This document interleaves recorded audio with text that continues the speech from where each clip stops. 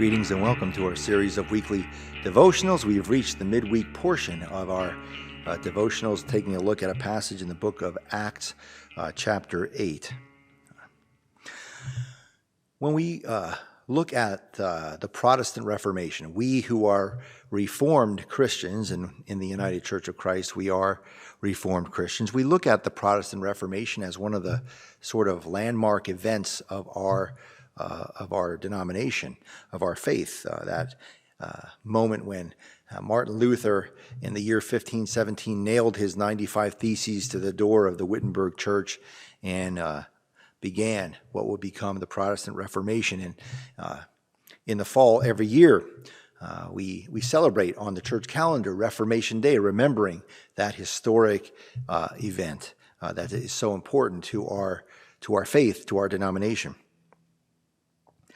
But growing up Catholic as I did, well, Roman Catholics have a little bit of a different spin on the Protestant Reformation. I remember a certain website that I used to frequent that had Catholic perspectives and opinions about theology. And one of the writers on that website called the Protestant Reformation one of the greatest evils the world has ever seen.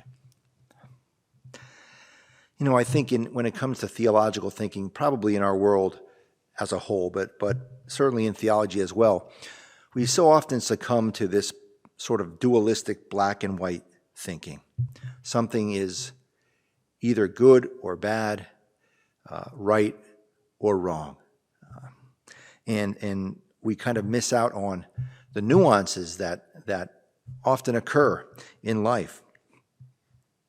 And I mention this because when we look at the identity of one of the main characters in our passage that we're looking at this week, the eunuch, the Ethiopian eunuch, I think there are many different details about him that are not black and white. Many folks in the Greco-Roman world in which the book of Acts was written considered people from the south of Africa, Ethiopia, to be exotic and sort of romantic. But other people considered folks from that part of the world to be inferior. He is described as being a eunuch, and so would have been looked down upon by some people in the Greco-Roman world because of his lack of manhood. And yet, in the story we are told that he is a court official. He is someone who is in charge of the entire treasury. He is someone who has not only a great deal of social standing, but a great deal of power as well. And he is also described as being from Ethiopia, so he's a foreigner, but yet he's also someone who has in his possession a scroll of the prophet Isaiah and is going to Jerusalem to worship. And so most scholars agree that he probably was a Jew, even though a foreigner. And so all of these details about this character reveal to us a multitude of perspectives. And there's nothing black and white about this character, but many, many shades of gray. And I think this character, like many other characters in the book of Acts, might inspire us to remember that our God is not a God of dualistic black and white thinking.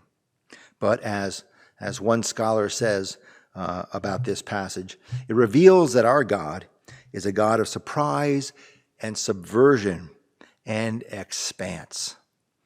And we are called to expand our perspectives, our opinions, our thinking about in whom and where and how we might discover God in this world. Amen.